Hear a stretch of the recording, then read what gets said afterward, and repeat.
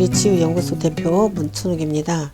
염증을 어떻게 없앨 수 있는지, 그 염증을 없애는 음식을 우리 식탁 안에서 해결할 수 있는 방법을 하나 알려드리겠습니다.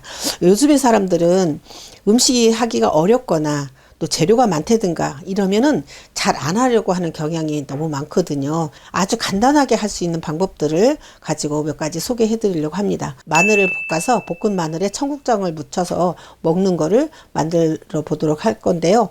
재료는 아보카도 오일을 사용을 했고요. 마늘이 있어요. 이 마늘하고 이 청국장인데요. 이걸 가지고 이제 오늘 한번 음식이 약이 되도록 만들어 먹을 수 있는 방법을 알려드리도록 하겠습니다. 지금 우리나라가 사망률이 굉장히 낮은 이유는 뭐냐면 김치, 미역국, 마늘 때문이다라는 논문이 발표가 됐어요. 이 마늘은 그냥 이렇게 통으로 있을 때는요. 얘가 가지고 있는 성분이 알리신이라는 성분을 가지고 있는데 얘가 상처가 났을 때는 변화를 시킵니다. 어떻게 변화를 시키냐면 얘가 이렇게 마늘을 이렇게 잘랐을 때 자르면 마늘로 보면 자기 몸에 상처가 났잖아요. 그래서 이 마늘을 잘라서 10분 정도 뒀다가 먹게 되면은 알리신이라는 치료 물질로 바꾸게 돼요.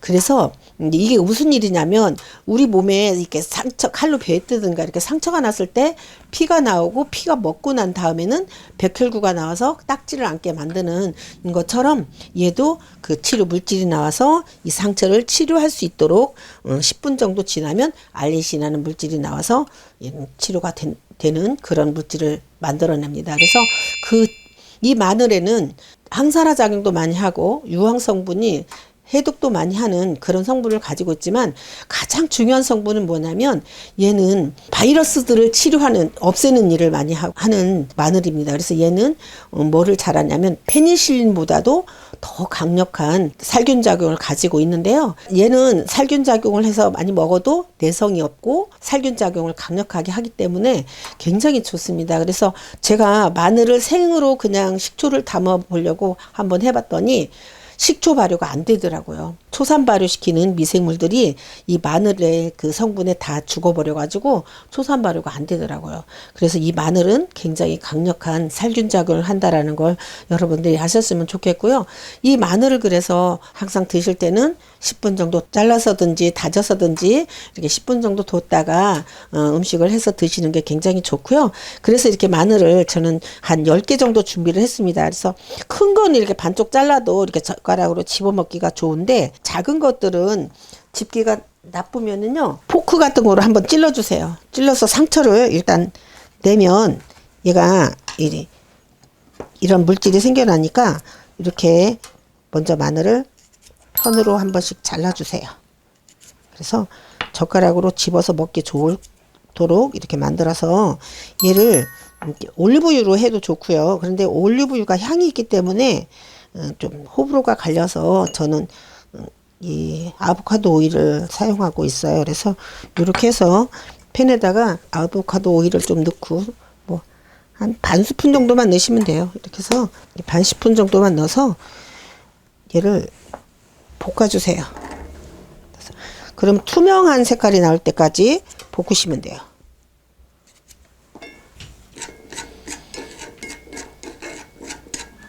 이 팬에다가 아보카도 오일을 한 반 스푼 정도만 넣으시고 이렇게 마늘이 투명한 색깔이 되도록 볶으시면 됩니다. 이렇게 볶아서 타지 않도록 노릇하게 이게 투명한 색깔이 나오면 식감도 굉장히 좋고요. 매운맛은 없어지면서 단맛이 생기게 아삭아삭하면서 먹기가 굉장히 좋아요. 그리고 마늘 냄새도 나지 않고